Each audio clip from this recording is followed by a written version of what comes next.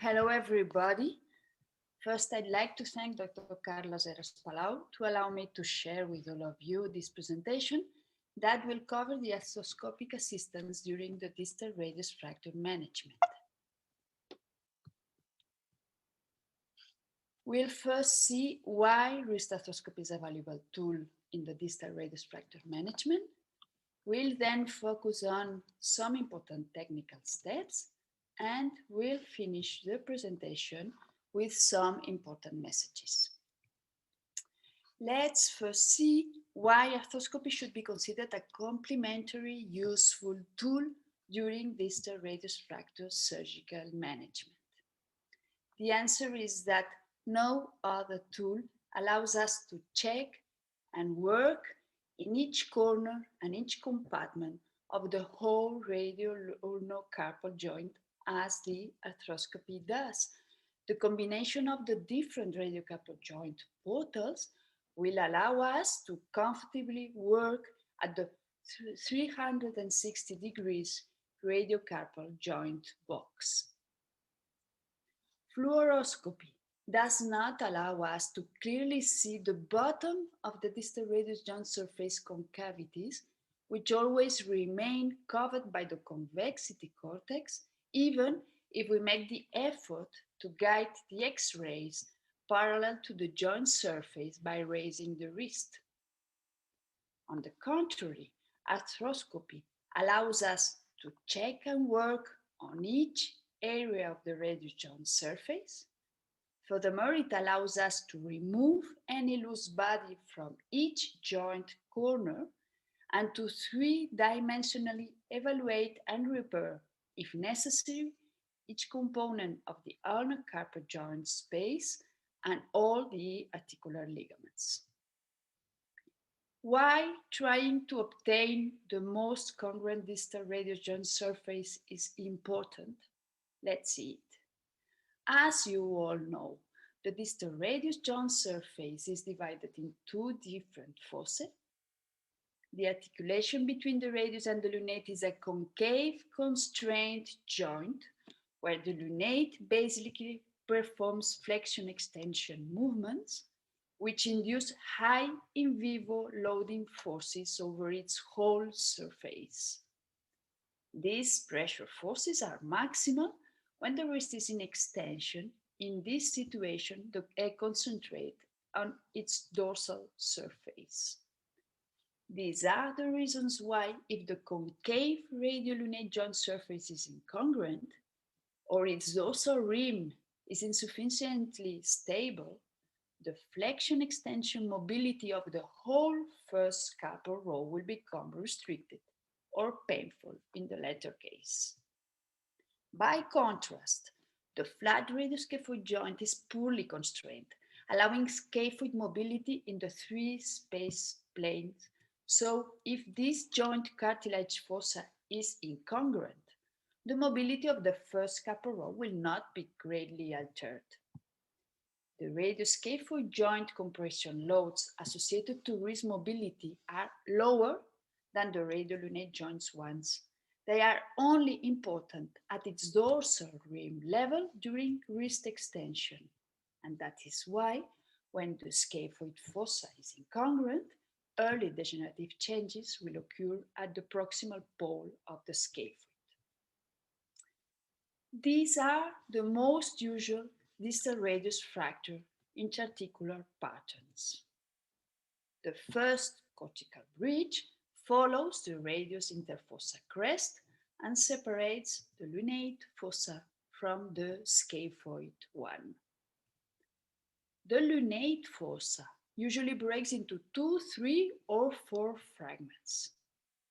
This deep concave area is not reducible through ligamentotaxis and is not visible under fluoroscopy.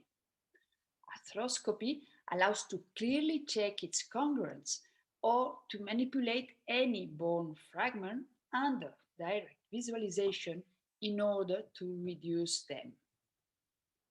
The scaphoid fossa usually breaks in 2 or 3 fragments, and this is the area which most benefits from direct arthroscopic check and easy manipulation. So, what may we arthroscopically correct at the radius articular surface level? I will focus on these 5 topics. First, let's see what we can do in these 2 types of articular surface malalignment. Even in the most complex intra-articular fractures, we can reduce joint steps. And we can maintain them reduced while we stabilize them to the plate. We can directly help to the interfragmentary compression.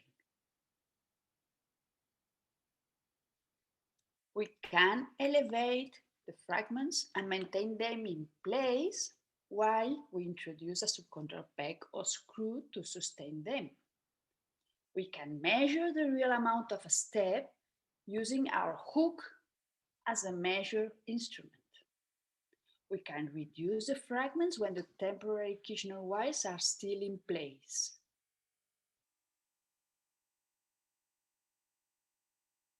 We can rotate the fracture fragments, and we can control through the fracture site the correct direction of the subchondral stabilizing instruments.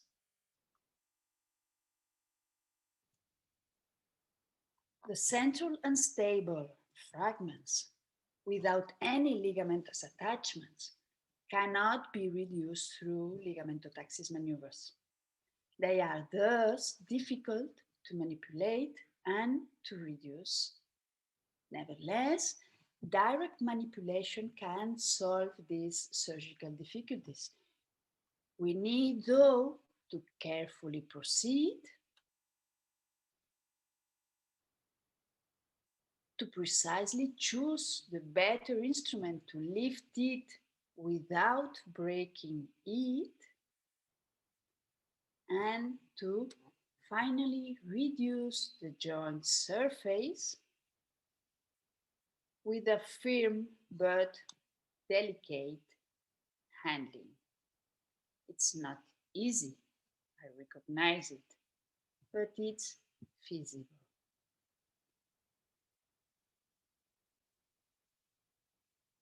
It's not easy, but it's feasible. In many cases, plates design allows us to insert a unique subchondral screw or peg under the unstable central fragment. Wrist axial traction release, as we performed in this case, can show us the real fragment stability under wrist compression. And this intraoperative information is very useful to plan a personalized postoperative mobility protocol for each patient. Arthroscopy also allows us to control that no screws invade the joint, especially if we focus to specifically visualize the most dorsal aspect of the joint where the screws usually invade it. The better way to obtain any dorsal surface joint area visualization is to insert our scope through a Volar portal. The Volar radial is very easy to find it. It is at the distal aspect of our Volar approach to the distal radius, so this is the best Volar portal to use to perfectly control the whole dorsal rim of a broken distal radius. Finally, arthroscopy can also allow us to evaluate and debride any chondral lesion associated to the distal radius fracture, because the distal radius cartilage thickness is around only 1 millimeter. That's why it's frequently damaged in the high energy fractures. In those cases, we can regularize and debride any severe unstable chondral lesion, although the remnant denuded bone will probably denote the future functional prognosis of our patient.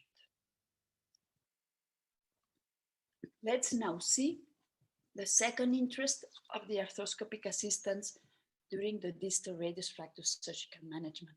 Let's talk about the traumatic articular loose bodies. Most of them are osteochondral fragments, which can be removed without entailing any future consequences. But others, which could seem trivial in the preoperative CT scan, turn out to be ligamentous attachment that we must always preserve. And in these conditions, their direct visualization will help us to identify them and to preserve and fix them. High energy falls over an outstretched wrist not only imply some damages at the bony radiocarpal joint, they also often implicate several associated injuries at the soft tissues of the ulnar carpal joint space. Traditionally, we have been taught that if we find these grades of initial distal radius displacements, we should suspect a distal radioulnar joint concomitant injury secondary to the axial loading compressive forces exerted over the joint during the accident. We have been taught to focus our attention over the TFCC associated injuries, over both distal radioulnar joint ligaments and over the articular disc. Nevertheless, falls over an outstretched wrist always imply an associated twist of the forearm around the fixed wrist, and more concretely, they always imply a high energy rotation of the radius around the fixed ulna. And this rotation, which is associated to a radius translation, certainly puts under overtension the distal radioulnar joint ligaments. But we must not forget, however, that the carpus is intimately sympathized to the radius. They rotate as a unit, the radiocarpal unit. So, the abrupt rotation of the radiocarpal unit around the fixed ulna not only puts at risk the soft tissue of the distal radioulnar joint, but they also put over tension all the ulnar carpal joint space soft tissues. So, in the high energy distal radius fractures, we should always dismiss any associated injury at the whole radio-ulnocarpal joint components.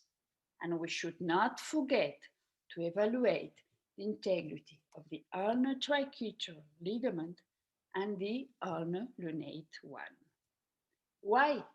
Because the functional dexterity to carry loads in any forearm rotation after suffering a distal radius fracture is only associated to the stability of the radio-ulnocarpal joint, whose static stabilizers are three: two horizontal distributed distal radioulnar joint ligaments, two vertically organized ulnocarpal ligaments, and one anatomical complex structure, which is the interosseous membrane.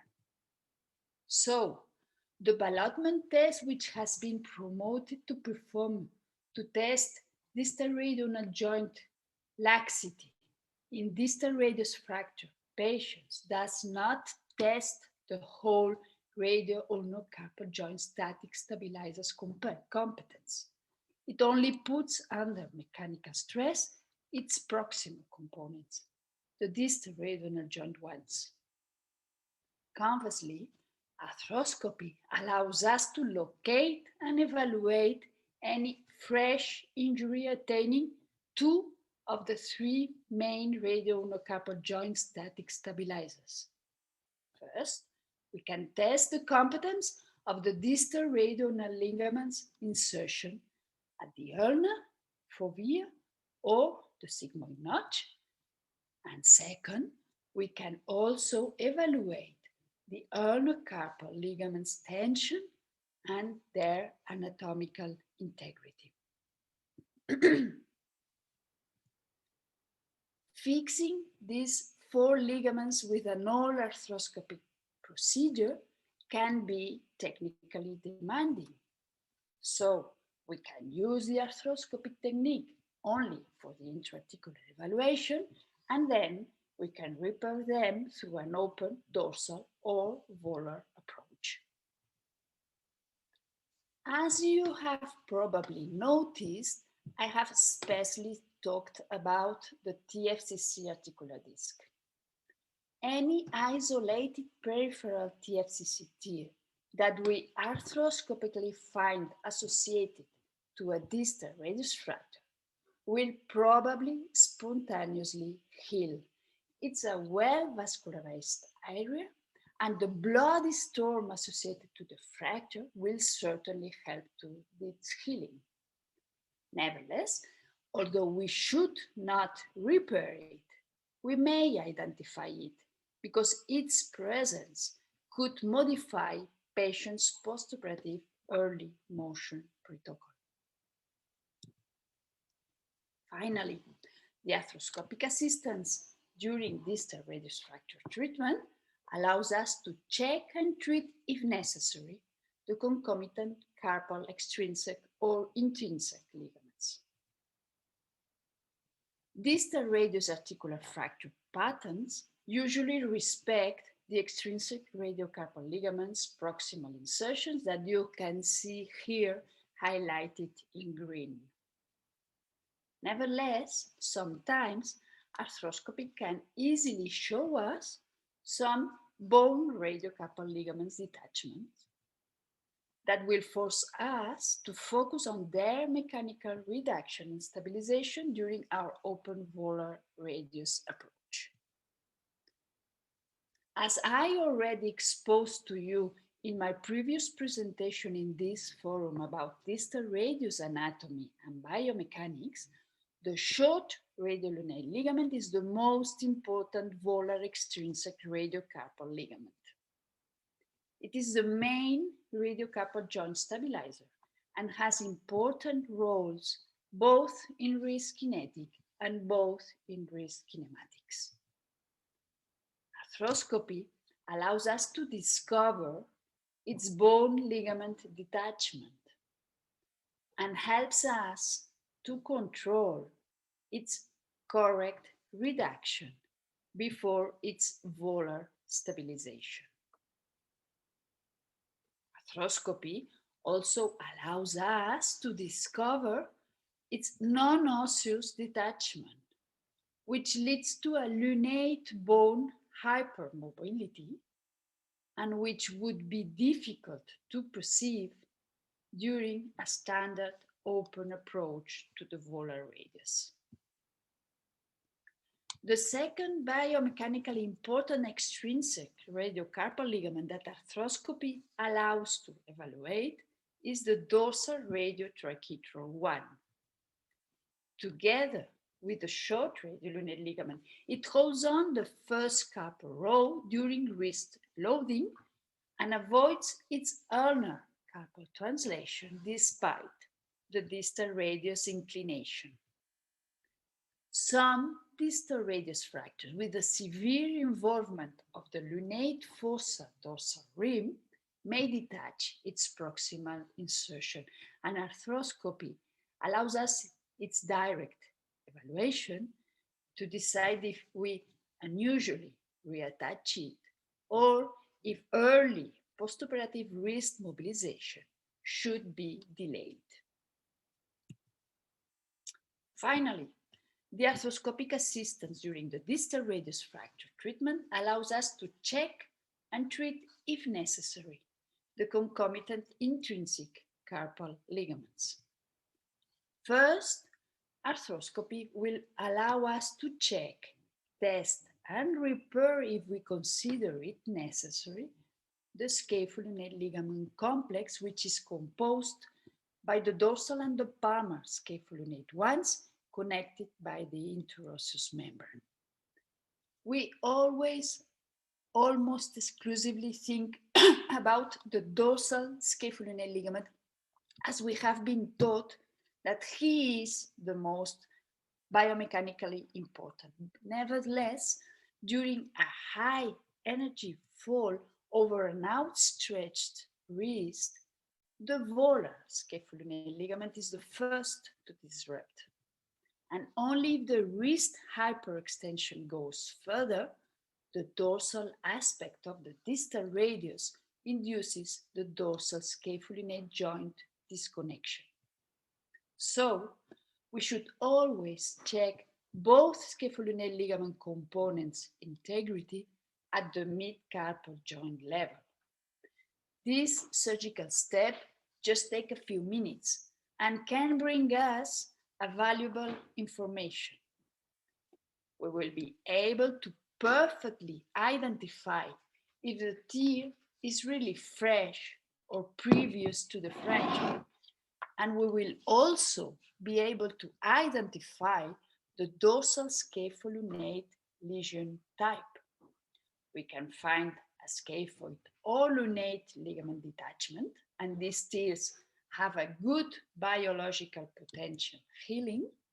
And on the contrary, if the tears are central, with or without a concomitant lesion of the dorsal intercarpal ligament, their biological potential healing is poor, although we keep the joint space reduced for a long period of time.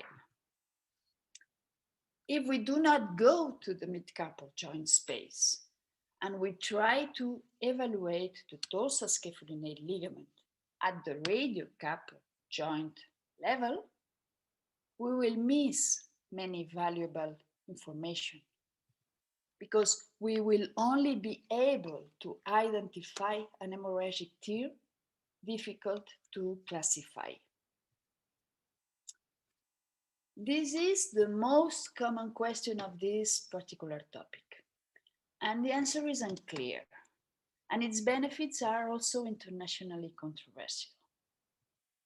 So what I'm going to explain now is how we face them according to our biomechanical lab investigations, which are the basis of our colleague Nuria Fernandez's thesis. We studied first the carpokinetics when the radius presents a normal teeth and length. And we then repeated the experiments on a 20-degree dorsal and volar inclination radius, on a 4 mm shortened radius, and finally on a radius combining shortening with dorsal and volar inclination. And we found that a complete dorsal scapholunate ligament tear will always become biomechanically incompetent under axial loading or under muscle loading if the radius presents these two types of misalignments. Any of those two types of distal radius malalignments induces that the disconnected scaphoid dorsoradially subluxates without any possibility of a dynamic muscle control. So, in the most complex intra-articular radius fractures, even if the arthroscopy demonstrates a complete fresh tear of the scapholunate complex, as in this case, if the radius length is recovered and the distal volar radius tilt is avoided, an early motion program planned to fight against the radiolunate joint stiffness can bring to a good wrist mobility and to a complete daily activities needed function, although the presence of a static scapholunate joint misalignment. Of course, if we are able to perform a stable dorsal scapholunate repair, arthroscopically or through a dorsal approach, or we are able to perform a stable dorsal capsulodesis through an arthroscopic technique or through a dorsal open approach, and they both do not delay early motion programs, we may perform them to avoid an X-ray scapholunate joint misalignment. But the real future functional key is to recover the radius alignment.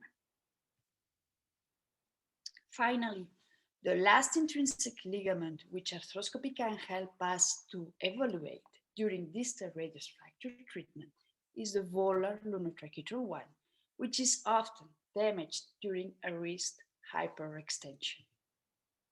Its evaluation through a midcarpal joint arthroscopy is not difficult. And following the same principles that we have discussed for the dorsal scapholunate ligament, the presence of a lunotriquetral ligament fresh tear should force us to ensure that the ulna is not long during the distal radius fracture repair in order to ensure tension enough of the ulnar carpal ligaments, which are the secondary stabilizers of the joint space.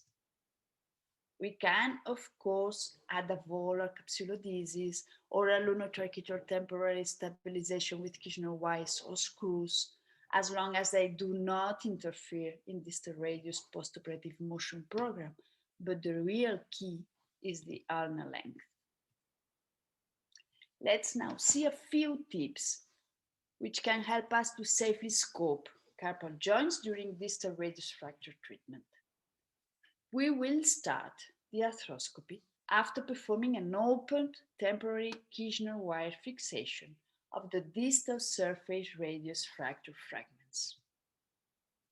Arthroscopic distal radius fracture assistance is a complex procedure, and we will need at least 2 experienced surgeons. One on the dorsal aspect of the wrist will perform all the arthroscopy steps, and the other one on the volar aspect of the wrist will manipulate the Kirchner wires and insert the screws and the pegs. In some distal radius fractures, Lister's tubercle, which serves as a benchmark to establish the first dorsal radiocarpal 3-4 portal, is not always easily palpable, and it frequently happens thus that the scope directly penetrates into the fracture focus. Therefore, in very complex fractures, portal establishment under radiological control can be useful.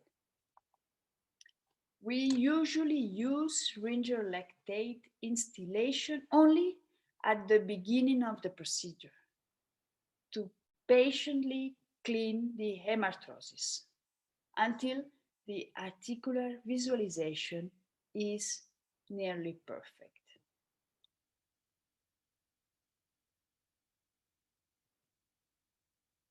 A simple 50 cc syringe screwed onto the arthroscope sheet is enough for this.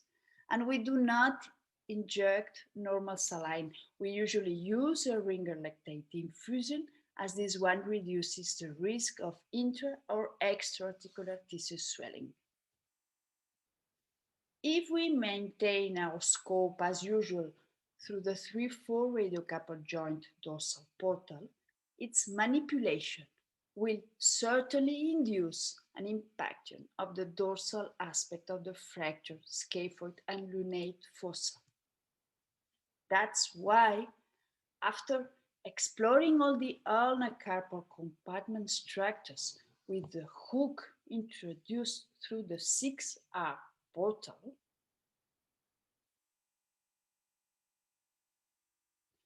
we must exchange the scope into the 6R portal to maintain it over the unique, stable and fractured part of the joint, the ulna, and to freely manipulate the distal radiojoint surface fragments.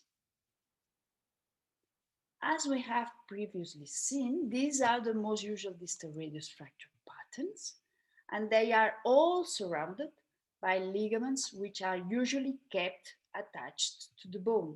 So, if during our arthroscopic procedure we submit the wrist to an important distal distraction with our arthroscopic tower, bone fractures may become displaced and difficult to reduce. And traction may not only interfere in our fragment reduction maneuvers, it can also deceive us when planning them. Check, for instance, the following example. We can observe that this central unstable fragment is high raised. The indicated maneuver to reduce it should be to press it down. But at its volar aspect, we can clearly see another bone fragment that we are unable to move down with our hook. So, perhaps the central fragment should be uplifted instead of down pressed.